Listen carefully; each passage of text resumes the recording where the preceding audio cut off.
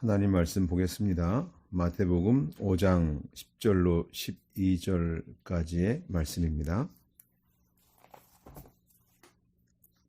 마태복음 5장 10절로 12절 말씀 같이 읽겠습니다. 10절 의를 위하여 박해를 받는 자들은 복되다. 하늘나라가 그들의 것이기 때문이다.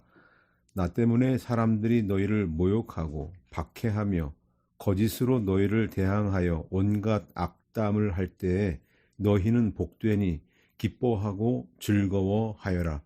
하늘에서 너희 상이 크기 때문이다. 너희보다 먼저 있던 선지자들을 이와 같이 박해했었다. 아멘.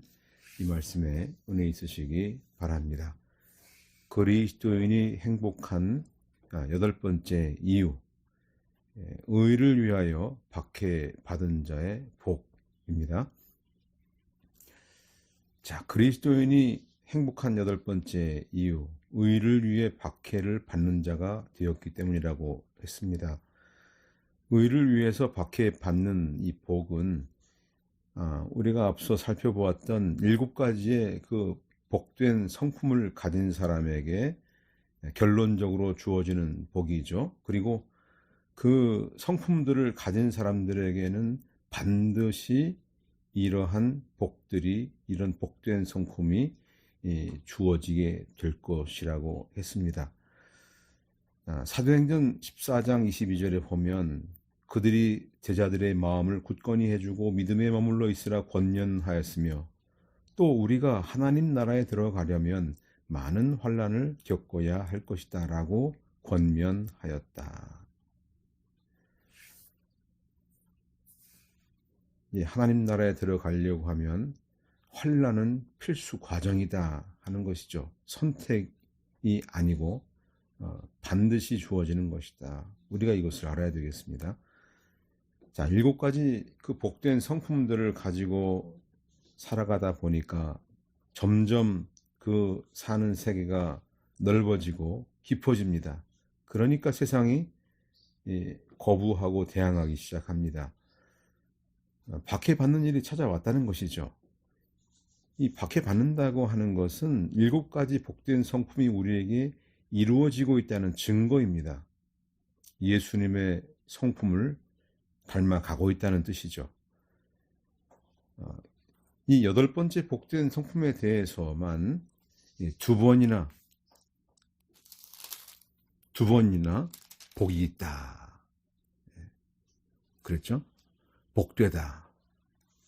10절에서도 복되다 그랬고요. 11절에서도 복되다. 두 번이나 이렇게 말하고 있습니다. 이것은 의를 위해서 박해받는 자의 복이 다른 성품의 복보다 2배나 더 많은 복을 받는다는 뜻이죠. 앞에 7가지 복도 매우 중요합니다. 7가지 복을 성취한 만큼 8째 복도 따라오게 되어 있는 것이죠. 성취가 된 만큼, 덜 되었으면 덜 된 만큼, 예수님의 형상을 닮은 것만큼 천국을 소유하게 되는 그 깊이와 폭이 다르다는 뜻입니다. 이 8째 이 복된 성품은 세상 철학과 이 성경의 진리와의 차이점을 분명하게 드러내 주는데요. 예수님이 말씀하신 대로 살아가는 사람, 그런 사람들은 반드시 의를 위해서 박해받는 삶을 살게 될 것이다. 박해받는 삶이 없다면 그는 가짜다 하는 뜻이죠. 세상 사람들은 심령이 가난한 거 참기 힘들어합니다. 남들보다 모자라다, 부족하다, 이건 참 부끄러운 일이죠. 이 애통한다는 것도 남들보다 못해서, 못나서, 가진 것이 없어서, 배경이 좋지 못해서, 돈 많은 부모가 없어서, 권력 많은 가문에서 태어나지 않은 것 때문에 애통하지. 죄 때문에 절대 애통하지 않습니다. 그래서 세상은 죄를 무시합니다. 그러니까 죄 때문에 애통해야 하는 사람은 세상이 배척을 하는 것이죠. 온유한 사람은 또 바보 취급을 합니다. 오히려 교만해서 자기를 적당히 자랑하고 뽐내는 사람들을 세상은 인정하죠. 자기 노력으로 얻어내야만 훌륭하다고 말합니다. 누구의 도움도 없어야 되겠죠. 화평을 중시하지도 않습니다. 경쟁 시대에 서로 싸워서 서로 먼저 탈취하는 사람이 이 훌륭한 사람이죠. 베데스다 연못에서 서로 먼저 낚겠다고 서로 뛰어들려고 하는, 먼저 뛰어들려고 하는 이런 경쟁 상대로 보는 것처럼 말입니다. 세상에서는 자기 손에 보는 일, 희생하는 일, 이거 정말 바보 같은 일이죠. 자기 것 손에 안 보면서 다른 사람의 것을 적당하게 이용해 먹어야 지혜로운 사람이죠. 세상에서는 자기 자신에게 조금이라도 부정한 면이 드러나지 않도록 자기를 잘 포장하고 숨겨야 합니다. 예수님은 참 우리에게 말하자면 거지처럼 살아라 이렇게 말하는 것입니다. 그리고 세상 사람들은 자신감에 넘쳐 있습니다. 그래서 어떤 정도 그 성공을 거둔 사람에게서는 겸손과 온유함을 보기보다는 교만과 자부심이 늘 충만해 있습니다. 자기는 언제나 기쁘고 늘 성공을 거둔다고 생각을 합니다. 그러나 예수님을 닮은 사람은 예수님처럼 낮아지고 또 온유해지기를 원합니다. 자신감으로 충만하지 않습니다. 오히려 무슨 일을 해도 자랑할 것이 없어지죠. 왜냐하면 자기를 의지해서 된 게 없으니까. 오직 예수 그리스도만 의지할 수밖에 없기 때문이죠. 그래서 세상의 가치관과 하나님 나라의 백성의 가치관은 그 뿌리부터, 태생부터 과정과 결과까지 모두 다를 수밖에 없는 것입니다. 그래서 세상의 가치관과 하나님 나라의 가치관은 서로 충돌할 수밖에 없는 것이죠. 우리는 무슨 일을 해도 성경의 가치관으로 무장하시기 바랍니다. 이게 믿는 자가 첫 번째 할 일입니다. 천국으로 가는 길은 모두가 생각하는 것처럼 화려한 꽃길이 아닙니다. 이스라엘 사람들도 이집트에서 나와서 가나안 땅까지 갈 때 홍해를 만났고 물 없는 사막을 만났습니다. 독사와 전갈을 만났죠. 아말렉 족속 같은 이방 민족까지 아주 흉악한 사람들을 만났습니다. 이 믿는 일이 선한 사람 만날 줄 알았는데 악한 사람들 천지이죠. 청교도 신앙가 토마스 왓슨이 말합니다. 그들이 더할 수 없을 정도로 온유하고 자비하고 마음이 청결하다 해도 그들의 경건이 고통으로부터 그들을 보호해주지 않는다. 그들은 수금을 버드나무에 걸어놓고 십자가를 져야 한다. 우리에게 매우 충격적인 이야기입니다. 10절에 의를 위하여 라는 말은 11절에 나 때문에 라는 말과 통합니다. 즉 예수님 때문에 받게 받는다는 뜻이죠. 예수님처럼 살아가고 예수님을 닮아가고 하나님을 닮아가는 성품을 가지기 때문에 또 예수님 말씀을 따라서 그 가르침을 따라 순종하는 삶을 살기 때문에 박해받는 거. 이게 바로 8번째 성품, 의를 위해 박해를 받는 것입니다. 제사 지내는 집안에 그 며느리로 들어갔는데 예수 믿은 다음부터 제사 안 지내고 예배당에 나가 앉아 있으면 시댁 식구로부터 멸시를 당하죠. 욕을 먹고 비방거리가 되고 머리 뽑히고 죽도록 매맞을 거 그거 알면서도 예수님 붙들고 가족들의 모진 박해와 그 멸시와 조롱을 감수하는 것이죠. 주일날에 결혼식 하는 친척집 잔치 자리에 안 가면 사람도 아니라고 멸시받는 것이 확실하죠. 나도 집사인데 너만 집사냐 그렇게 조롱합니다. 그래도 그 욕을 먹으면서 예배드리는 자리에 나와 앉게 되는 것이죠. 어떤 길이 더 복된 길인가를 알기 때문이죠. 그런데 어떻게 인격의 모독을 당하고 욕먹고 매맞고 죽임당하는 거 이게 복이 될 수 있습니까? 이거야말로 저주 중에 저주 아닙니까? 8가지 복 중에서 가장 이해하기 힘든 복이 8번째예요. 이 말씀이 주어졌던 당시 유대인들도 예수님을 하나님의 아들 그리스도로 믿고 따르다가 동족들에게 신성모독죄로 또 이단 취급당해서 혹독한 박해를 받았고, 로마인들에게는 황제 숭배를 거부한다는 이유 때문에 잔인하게 학살을 당했죠. 지금도 북한 땅에서는 예수 믿는다는 이유 때문에 지하에서 예배드리다 잡히거나 성경책을 소지하고 있다는 이유만으로도 그 가문이 혹독한 형벌을 받고 사회적으로 매장을 당합니다. 그런데 어떻게 이런 것이 복이라고 할 수 있습니까? 이걸 기뻐하고 즐거워하라 이렇게 명령하십니다. 자, 우리는 야고보 사도의 말씀을 기억해야 되겠죠. 야고보 1장 2절로 4절, 나의 형제들아 너희가 여러 가지 시험을 만나거든 온전히 기쁘게 여겨라. 이는 왜냐하면 너희가 믿음의 시련이 인내를 만들어내는 줄 알기 때문이다. 인내를 온전히 이루어라. 이는 너희가 온전하고 구비하여 아무 것에도 부족함이 없게 하려는 것이다. 그러니까 천국 시민이 되려고 하면 이 부족한 것을 갖추어야 할 시간이 필요한데, 그런 과정이 필요한데, 욕먹고 인격 모독 당하고 매맞고 하는 생명의 위협을 느끼는 과정을 통해서 우리의 부족한 인내를 채워주시니까 얼마나 감사합니까? 우리에게 찾아오는 이러한 고난과 환난과 시험거리들이 우리에게는 가장 우리의 인내를, 인격을 형성하는 데 좋은 방법이니까 우리는 그 하나님께 감사하고 기뻐하고 즐거워할 수 있는 것이죠. 자, 우리가 예수님이 말씀하신 이 복, 박해받는 자의 복, 의를 위해 박해받는 자의 복을 살펴보려고 하는데요. 먼저 이 박해의 내용이 무엇인가, 또 박해받는 자가 어떤 약속을 받는가, 또 박해받는 사람은 어떤 자세를 취해야 하나, 이렇게 살펴보겠습니다. 이 박해란 말, 디오코라는 헬라 말, 다양한 방법으로 괴롭힌다, 추적한다, 쫓아낸다, 고통을 준다, 이런 뜻이죠. 이거 당해본 사람들은 다 알 겁니다. 7가지 복은 능동적이었습니다. 스스로 가난함을 느끼고 애통하고 온유하고 긍휼히 여기는 것이고, 또 의에 줄이고 옥말을 하는 거, 화평케 하는 거, 다 스스로 모두 능동적으로 가지는 성품이지만 8번째 복은 수동적이에요. 그래서 수동적으로 박해를 당한다, 이 뜻입니다.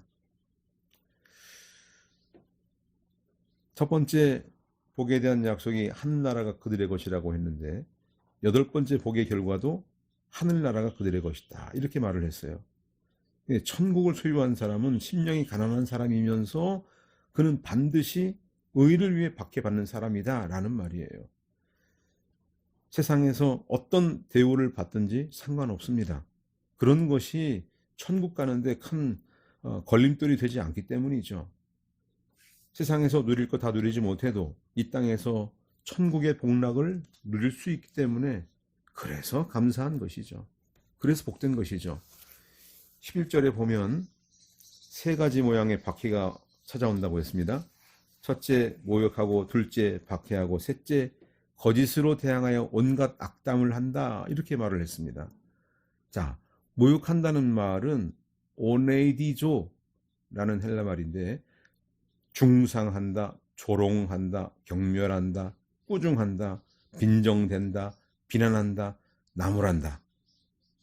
자, 우리가 예수님이 모욕당하셨던 장면을 좀 살펴야 되겠는데요. 좀 길지만 읽어보겠습니다. 마태복음 27장 39절로 43절. 지나가는 자들이 머리를 흔들며 예수님을 모욕하여 말하기를, 성전을 허물고 3일 만에 지으려는 자야, 내가 하나님의 아들이라면 내 자신을 구원하고 십자가에서 내려오라 하고, 대제사장들도 서기관들과 장로들과 함께 그와 같이 모욕하며 말하였다. 그가 다른 이들은 구원하였으나 그 자신은 구원하지 못하는구나. 이스라엘의 왕이라니 지금 십자가에서 내려와라. 그러면 우리가 그를 믿을 것이다. 그가 하나님을 신뢰하였으므로 하나님께서 그를 기뻐하시면 이제 구원하실 것이니, 그가 말하기를 나는 하나님의 아들이다 라고 하였기 때문이다 하였다. 그렇게 모욕했다는 뜻이죠. 우리는 이런 얘기 안 듣습니까? 아, 예수 믿는다면서 도대체 왜 그렇게 사냐, 거지같이. 병들고 가난하고 세상에서 가장 밑바닥에서 살아가고, 자녀들이 잘 되는 것도 아니고 좋은 직장 간 것도 아니고, 교회 간다고 밥이 나오냐, 돈이 나오냐. 이런 소리 들으면 기쁘고 즐거우십니까? 생각해 보십시다. 두 번째, 박해한다는 말은 쫓아버린다, 내몬다, 흉악하게 다룬다, 못살게 군다, 괴롭힌다, 죽을 때까지 끈질기게 괴롭힌다, 법정에 고소한다, 찌르는 가시라는 뜻인데, 우리 솔로몬의 아가에 보면은 성도들은 가시나무 가운데 백합화라고 표현을 했죠. 사람들이 공갈 협박합니다. 목사가 설교하면 설교 내용 가지고 문제 삼습니다. 한국에서도 이 부부 간통, 동성애 비판하는 설교하면 욕먹고 집요하게 괴롭힘 당하죠. 손으로 하는 박해가 있고 입으로 하는 박해가 있어요. 욕설을 듣는 것이죠. 혀로 하는 박해. 히브리서 11장 36절 37절에 보면은 또 어떤 이들은 조롱과 채찍질을 당하였고 심지어는 결박과 투호까지 당하였다. 그들은 돌로 맞았고 톱으로 켜지고 검으로 죽임을 당하였다. 그들은 양과 염소의 가죽을 입고 떠돌아다니면서 궁핍과 고난을 당하고 학대를 받았다. 이런 사람들은 세상이 감당하지 못하였다. 그들은 광야와 산과 동굴과 땅굴을 헤매고 다녔다. 얼마나 많은 박해를 받았습니까? 세 번째, 거짓으로 대항하여 모든 악담을 한다. 이 말은 뭔가요? 진실 아닌 것을 진실인 것처럼 꾸며서 몰아세우는 거. 자, 사람들은 예수님이 로마 군인의 사생자라고 거짓 소문을 퍼뜨렸죠. 자, 우리도 이런 악담을 얼마나 많이 듣습니까? 목사가 어떻고 저떻고 예수 믿는다는 것들이 이렇쿵저렇쿵, 이런 말 들을 때 여덟 번째 이 복 받았다는 거 우리가 잊지 말아야 되겠습니다.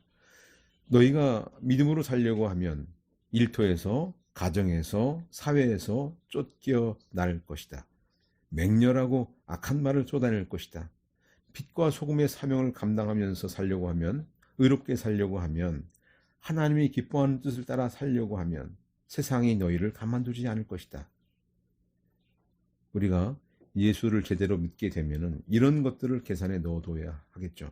누가복음 14장 28절에 너희 가운데 누군가가 망대를 세우고자 하면 먼저 앉아서 자기가 그것을 완성할 만한 비용을 가지고 있는지 계산해 보지 않겠느냐. 이런 고난과 환난을 감당할 수 있겠느냐.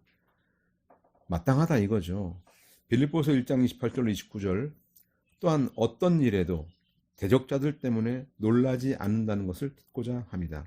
이것이 그들에게는 멸망의 증거이고 너희에게는 구원의 증거이니 이것은 하나님께로부터 나온 것이다.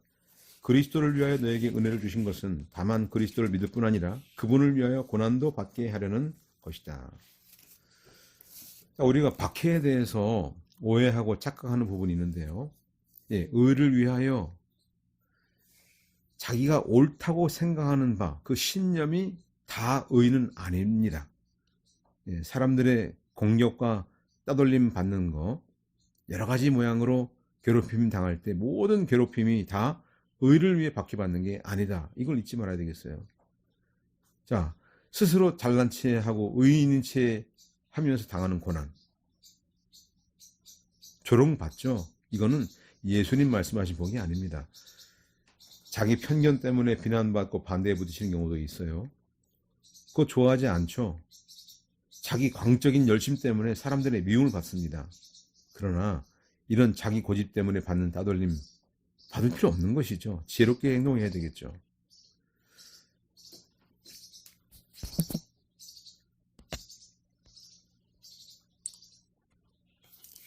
교회 안에서도 기도할 때 소리 높여 통성 기도하는 것 사실은 주의해야 됩니다. 방언 기도하는 것도 마찬가지죠. 미친 사람들이라고 욕먹기 쉽습니다. 설교 들을 때 소리 높여서 아멘 하고 큰 소리 치는 거 믿음이 좋아 보이지만 처음 나온 사람들은 왜 자꾸 소리치나 혐오합니다.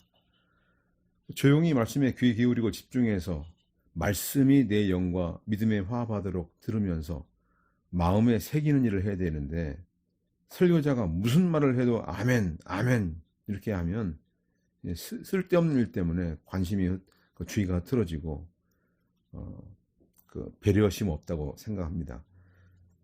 다른 사람들이 은혜 받는데 지장이 되죠. 우리는 속으로 아멘 하고 화답합니다.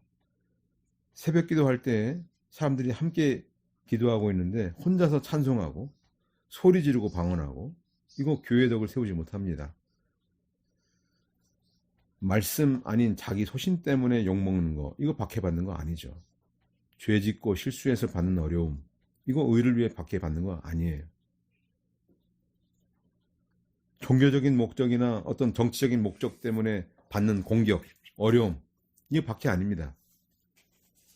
그것이 복이라고 하면 정치꾼들이 가장 복받는 사람이겠죠. 그러면 의를 위하여라는 말은 뭔가? 자기 신념, 자기 고집, 이거 아닙니다. 자기 편견, 그것 때문이 아니죠. 첫째는 그리스도를 닮아가기 때문에 받는 박해입니다. 이 8가지 복의 내용대로 살고자 힘쓰는 사람들은 다 예수님 닮아가는 사람들입니다. 그 이유 때문에 박해받는 사람, 그런 사람이 복된 것이죠. 디모데후서 3장 12절에 그리스도 예수님 안에서 경건하게 살고자 하는 자들은 모두 박해를 받을 것이다. 자, 그 안에서 경건하게 살고자 하는 사람, 아벨도 의로운 길을 걸어갔죠. 가인이 박해를 하고 목숨을 빼앗았습니다. 모세도 자기 누이에게 비난을 받았습니다. 백성들로부터 괴롭힘 당했어요. 엘리야도 아합과 이세벨에게, 또 다니엘이 이방나라 왕에게, 같은 동료 정치인들에게 박해받았습니다. 그건 자기 고집 때문이 아니죠. 의로운 신앙 때문이었던 것이죠.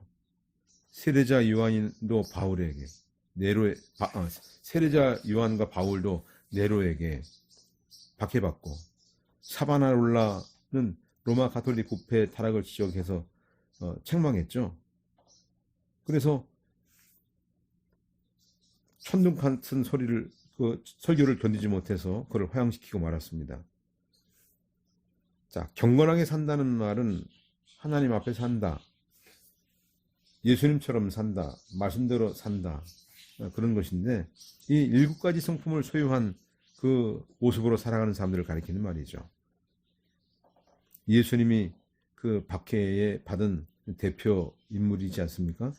요한복음 15장 20절, 내가 너희에게 종이 주인보다 더 크지 못하다 한 말을 기억하라. 사람들이 나를 박해하였은즉 너희도 박해할 것이요. 예수님이 얼마나 사랑이 많으신 분입니까? 또 얼마나 겸손하고 온유한 분이십니까? 예수님은 모든 사람에게 그렇다고 환영받은 게 아니었습니다. 이거 항상 칭찬받는 거 좋은 거 아니에요. 누가복음 6장 26절에 모든 사람이 너희를 칭찬하면 화가 있도다. 그들의 조상들이 거짓 선지자들에게 이와 같이 하였느니라, 이렇게 말씀하셨습니다. 예수님은 이방인들에게 보다도 같은 동족에게, 같은 그 유대교 지도자들에게 더 많은 박해를 받았습니다. 이렇게 예수 믿는 일을 바르게 하려고 하면 같은 신앙인들로부터 따돌림 받습니다. 교회를 박해하는 것이 불신자들보다도 같은 종교인들이 더 많이 박해하죠. 이 로마 가톨릭교가 기독교를 이단 취급했죠. 안디옥 교회 폴리갑 감독이 화형을 당했는데요. 이것도 로마 가톨릭교에 의해서. 요하누스 성찬의 화채서를 부정했고, 교황 무호소를 부정했고, 고해 성사 거부했고, 성직자에게 맹목적 순종을 하는 거 거부했죠. 성직자 독신 거부하고, 면죄부 거부하고, 이렇게 거부를 하는 것을 스스로 실행에 옮기고 학교와 교회에서 가르쳤습니다. 그리고 이 후스가 순교한 다음에 100년 뒤에 독일의 루터가 1517년에 비텐베르크 성당에 예배당 정문에서 95개조 반박문을 내걸었어요. 그래서 종교 개혁이 시작됐죠. 이 형식적인 기독교, 율법적인 기독교, 이것이 순전한 참 신앙의 적이라고 할 수 있습니다. 그래서 교회 다니는 사람들은 첫째로 많은 사람들에게 욕먹고 박해받을 각오를 해야 합니다. 예수님 닮지 않고 예수님 나타내지 않으면 고난도 없습니다. 그냥 고상한 종교인으로 살아가면 아무 어려움도 없고 고통도 없습니다. 누구나 칭찬하고 좋아합니다. WCC 세계기독교연합회를 주도하는 장로교 통합측교단, 카톨릭과 신앙 직제일치 운동을 벌이고 있죠. 로마 교황이 기독교와 무슬림이 형제자매라고 선언했습니다. 어떻게 기독교가 무슬림과 형제자매입니까? 이 청빈, 깨끗하고 가난한 것이 목회자의 모범적인 상이라고 말하는 한경직 목사님, 로마 가톨릭 교황을 아련하는 사진이 우리를 충격에 빠뜨리겠죠. 거기에 김아무개 목사님, 통합측 가장 큰 교회 김아무개 목사님, 평화방송 TV 인터뷰에서 천주교회를 형님, 큰 집으로 불렀습니다. 가톨릭 교회가 개신교회를 형제로 여긴다는 말에 개신교회를 교회로 인정했다고 좋아했습니다. 이 혼합주의 십자가를 내걸고 있죠. 스톨이라는 거 있어요. 스톨. 긴 헝겊인데요. 색깔별로 있어요. 십자가에 그 천을 걸어둔 거. 이게 다 천주교와 화합하는 운동을 벌이고 있는 것이죠. 그 목회자가 입고 있는 가운 위에 걸치는 스톨. 그 뜻이나 알고 걸고 있으면 좋겠는데 목에다 쭉 걸고 있어요. 이거 스톨. 장단을 장식해 가기도 하죠. 자, 카톨릭이 기독교를 박해했는데, 카톨릭이 우리 개신교를 박해했는데, 이제는 기독교인들이 기독교를 박해하는 것, 근본주의라고 욕하기도 하죠. 자, 이거를 우리가 명심을 해야 되겠습니다. 박해하는 이유가 뭔가요? 자기들과 다르기 때문이죠. 자기들이 추구하는 목표와 가치관을 따라 살지 않기 때문이죠. 죄 짓는 것을 아무렇지도 않게 생각하는데요. 신자들은 죄 안 지려고 하니까 못마땅해 합니다. 술자리에서 같이 술에 취해야 그 술 기운에 대화를 해야 되겠는데 맨정신으로 앉아있으니까 불편해합니다. 매우 싫어하죠. 같이 취해서 한 통이 되어야 그 친구가 되어야 되겠는데 그렇지 않으니까 매우 혐오하고 싫어합니다. 예수님은 언제나 바른 길을 가셨습니다. 옳은 것은 옳다, 아닌 것은 아니다. 이렇게 말하니까 바리새인들이 대제사장들이 속으로 찔렸습니다. 그들의 위선적인 삶을 폭로하니까 뭐 좋아할 리가 없죠. 자기들은 겉모습만 자랑하고 다니는데 안에 있는 더러운 시체 썩는 냄새가 진동하니 못마땅해서 예수님을 십자가에 못 박아 버렸죠. 우리는 우리 동료 가운데 나도 똑같은 집사인데 당신만 잘 믿느냐 하고 시비를 겁니다. 자, 영국 선교사 허드슨 테일러 유명하죠. 20세 때 중국으로 선교하러 떠났었죠. 그가 과로 누적으로 본국에 들어가서 치료받고 또 다시 상해도 들어가 가지고 그래서 그렇게 피곤하고 아프고 힘든데 또 상해에 들어갔어요. 그러니까 반발과 불평이 계속되었어요. 결국 자신의 딸이 폐렴으로 죽었어요. 5세 아들 사무엘도 결핵성 장염으로 죽었어요. 둘째 아들도 태어난 지 20일 만에 죽었어요. 아내도 죽었어요. 자, 이런 쓰라린 현실을 당한 테일러 선교사. 위로받아도 시원치 않은데 그를 파송했던 영국에서조차 그를 비난했던 이야기 우리가 잘 알고 있습니다. 그러한 고난 가운데 이 중국에 복음이 들어가게 된 것이죠. 그리스도인이 되는 거 새 생명 받아야 합니다. 새 생명 받은 사람만이 그리스도를 닮아갑니다. 그는 그리스도를 사랑하고 이웃을 사랑합니다. 겉모습만 닮아가면 사람들의 칭찬을 받을 것이지만 그리스도를 진정으로 닮아가면 미움받게 될 것입니다. 그리스도의 성품 닮은 것 때문에 미움 받은 적이 있습니까? 욕을 먹어본 적이 있습니까? 불합리하게 차별받은 적이 있습니까? 그렇다면 여러분은 하나님의 자녀로서 의를 위해 박해받은 자의 복을 받은 사람이다 라는 것을 명심하십시오. 기도드리겠습니다. 사랑의 주님, 우리가 먼저 고난의 길을 가신 주님을 생각합니다. 우리가 믿는다는 이름은 가졌으나 우리의 고집과 신념 때문에 우리에게 찾아오는 어려움을 박해로 착각했습니다. 우리의 형식주의, 의식주의, 율법주의 신앙이 참신앙을 배척하고 방해한다는 것을 깨닫지 못했습니다.